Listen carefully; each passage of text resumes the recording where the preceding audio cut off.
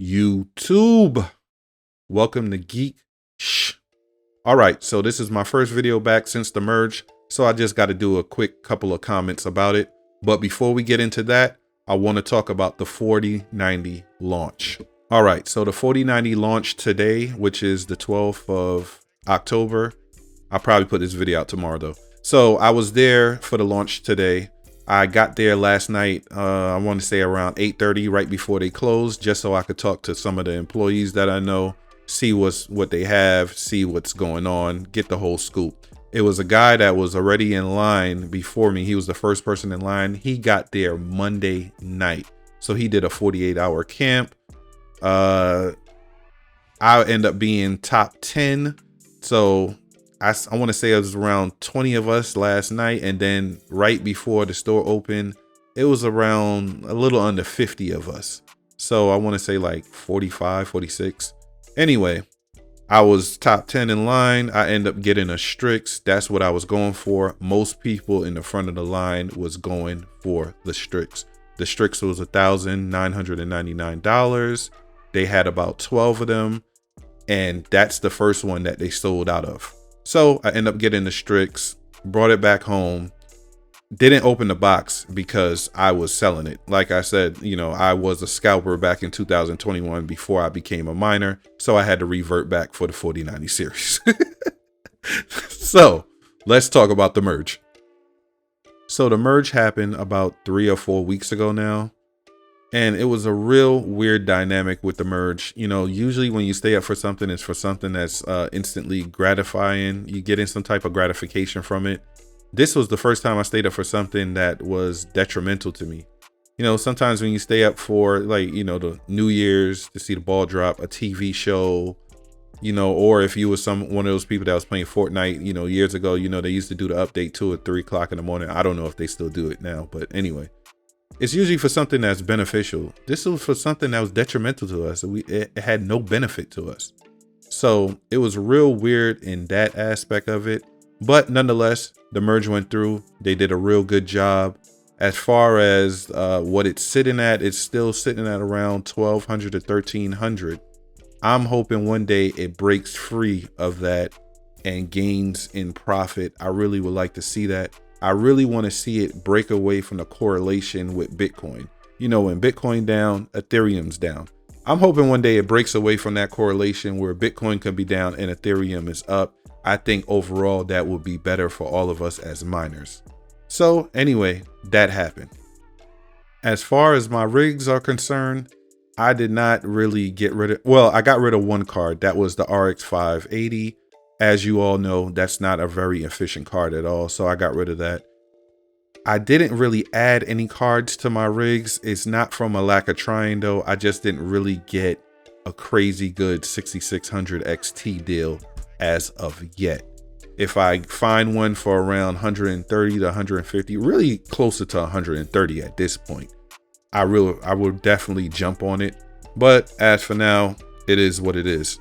So my plans moving forward is to mine to yield coins rather than mine for profits. As you know, nothing is really profitable right now. And if you are making profits, it's probably like 2 cents on the dollar. You're not making nothing at all at the moment. So I want to mine to yield coins just in case if any of those coins take off, I have a lot in the reserves going into mining it full time. So that's my plans moving forward. Since you got all this time right now with mining rigs down, profits is down, this is the perfect time to start organizing your mining space, organizing your rigs, changing those thermal pads, copper plating your cards, and also what this video is about, cleaning your GPUs. So let's get to it. All right, so when you're cleaning your GPUs, you're going to want to blow that air out. Now, you have a few different options. You can buy an air can, which if you ever tried one of those air cans, they're not really all that great. You might blow it out, you might not. You also could step it up from there and get an electric duster, which is definitely a step up, but for that price range, there's a better option. And that, my friend, is an air compressor. Now, what is an air compressor? An air compressor is a pneumatic device that converts power into potential energy stored in pressurized air. So you have a different few options when it comes to the air compressor from my research that I did before I purchased one. If you live near a Harbor Freight, they have one for about $69.99. They actually have two different versions for $69.99. Walmart essentially has two for essentially the same price, which for about $70. And you also have the option of going to Home Depot and renting one. Home Depot has one that you can rent for about $15 for about 4 hours, or for a little under $25, you can rent it for the whole entire day. Now, you have to remember when you're buying these air compressors, you do not need the top of the line air compressor, because essentially you're only going to be utilizing 60 to 70 PSI. What is PSI? PSI is pounds per square inch. Now, the bottom barrel air compressors for the $69.99 or $70, they come in 3-gallon and they're usually around 100 PSI, which is more than enough for what we need to do. So I end up going with the Walmart brand. I end up going with that one because the ones at Harbor Freight have a restock fee if you decide to return it. I really didn't know if I was going to keep it or not. You know, it was just something I was trying out. So I allotted to go with the Walmart brand instead of Harbor Freight. Now, let's get into the review of this Hyper Tough air compressor. So right here, we got a 3-gallon air compressor, and we're going to use this to blow out the cards. So let me just give you an overview of it. All right, so on the left is the main gauge. On the right is the regulator gauge. That's how you regulate how much PSI you actually want to be utilizing in your hose. Right here, you just let out air. If you got too much PSI in here, you could just let out some PSI by just pulling on this. All right, here is how you regulate the PSI over here. So when you're filling it up, you want this to go all the way to the left. You want it to be loose while you fill it up. So you can definitely turn this on and just let this fill up all the way to 100, and then regulate how much PSI you want to use on this side, right? And also right over here is what you use to let out all the air after you use the item. So it's real simple. So what we'll do is we'll go ahead and turn it on, and we'll see how long it takes to get to 100 PSI over here. Let me see. So you definitely want to make sure this knob is all the way to the left. One thing you also need as well is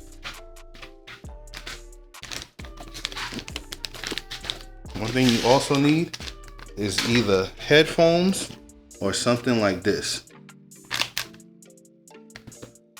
Earplugs. Because do not play around with this stuff. I thought it was a game, but you do not want 90 decibels going in your ear at all. So we're gonna see how long it takes to get this main gauge from 0 to 100.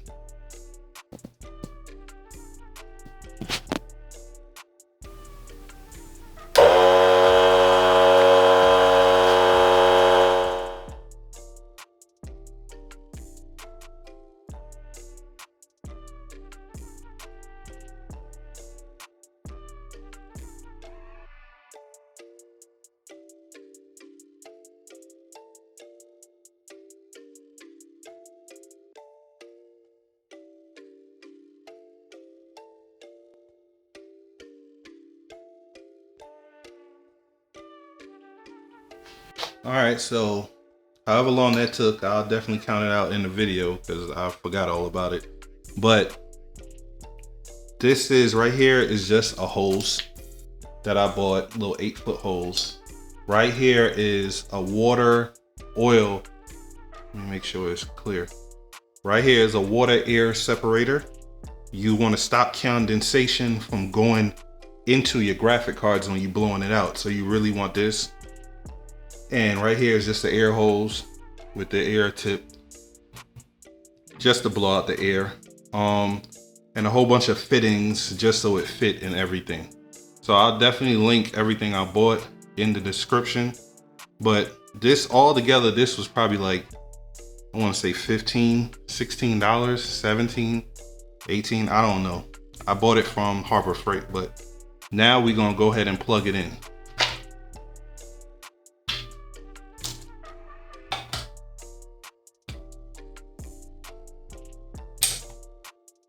Plugged in. And now we're gonna regulate this to about 60. This is already at 100. We're gonna regulate this to about 60. So that's all you really need. 60 to 70, that's all you really need. 60 to 70 PSI is all you really need to blow out the cards. That's all you really need. All right, so we have the card here and we're gonna blow it out. What you really wanna do is hold the fan.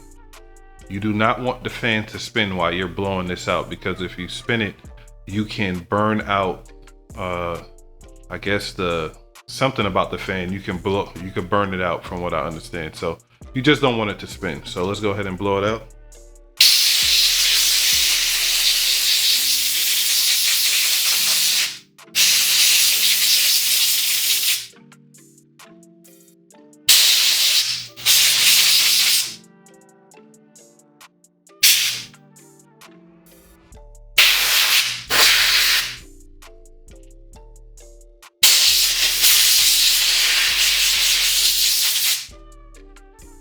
All right, come over here, hold this. And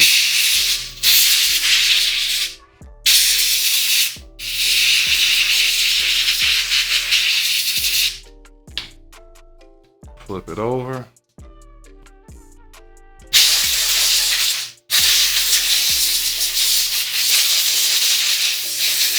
Get whatever dust you can.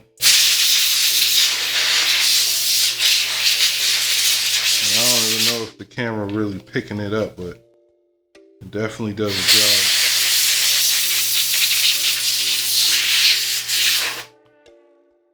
job. Make sure it's focused for y'all.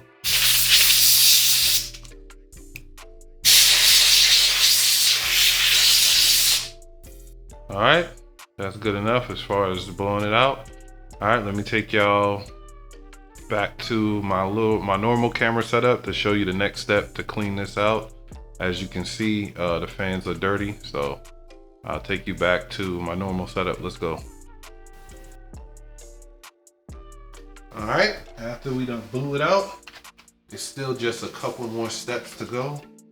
First, we're gonna start with a microfiber cloth, and we're gonna use the alcohol, the isotope alcohol, I believe. That's what we're gonna start off with. We're just gonna spray, a little corner on the microfiber.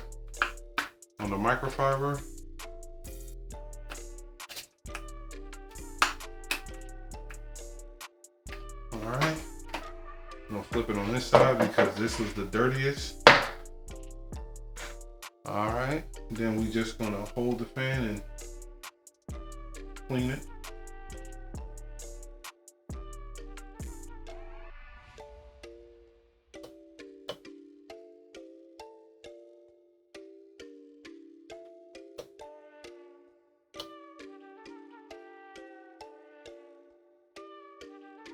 Get in there. Things be dusty, man.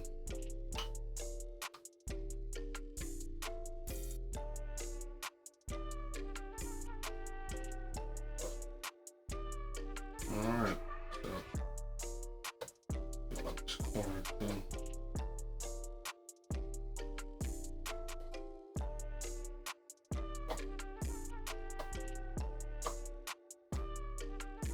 All right, so now that we did that, we put that to the side. And now what I pull out is this brush. This is an auto detailing brush right here. You can get it from the auto store or on Amazon. This is what you use to clean like your vents with, or the lug nuts on your tires. You know how it get dirty there. You use this to clean that out as well. This is what this is for. So you take this, hit it with the alcohol. Then we go in and just really get a clean.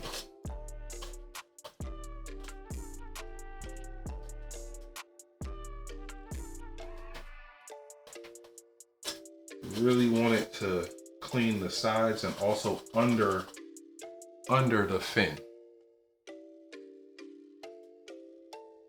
This is good for getting in those places you can't really reach.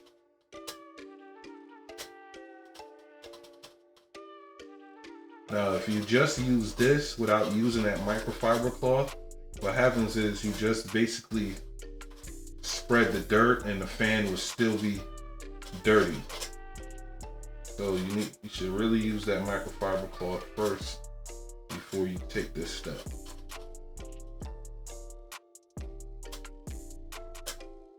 It's something I had to learn on my own. Trial and error, you heard? So we get under those fans. Let's hit it again.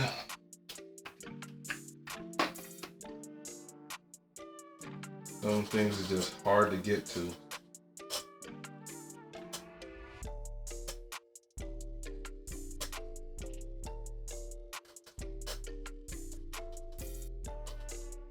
Now you could really take off the fan completely. You could just unscrew the fan completely and clean it, but to me that's a lot of work. It's diminishing returns at that point. All right, as you can see, this is a little dirty, so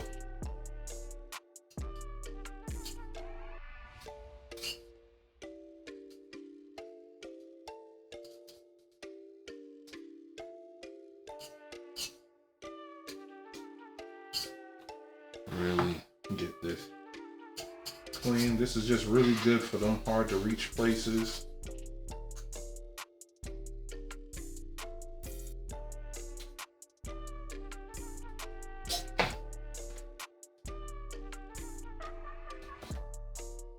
Really for those hard to reach places.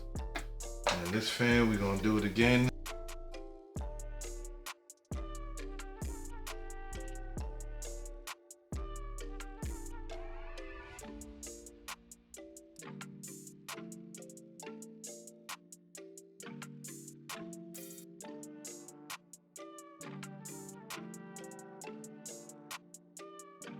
All right, so it's really a good clean. Is it perfect? No, but we blew it out, pause, and we cleaned the fans, and it's close to good as new, you know what I mean?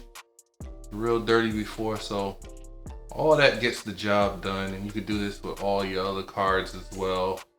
I think the air blower is definitely just something that's good to buy, but don't buy no expensive one. If you're gonna buy it, my suggestion is that Walmart one for $50.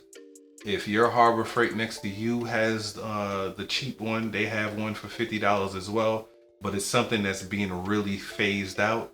So they're trying to really get rid of it. So only some stores might have it in stock. They're phasing it out for the $69.99 one, just like Walmart doing too. But honestly, that $50 one from Walmart, that's good enough, man. It's the red version. I'm gonna end up taking back the one I have and ordering the $50 one. Because the one I have, they sold it to me as an open box. Well, they didn't sell it to me as an open box, they sold it to me brand new, but I could tell someone returned that thing.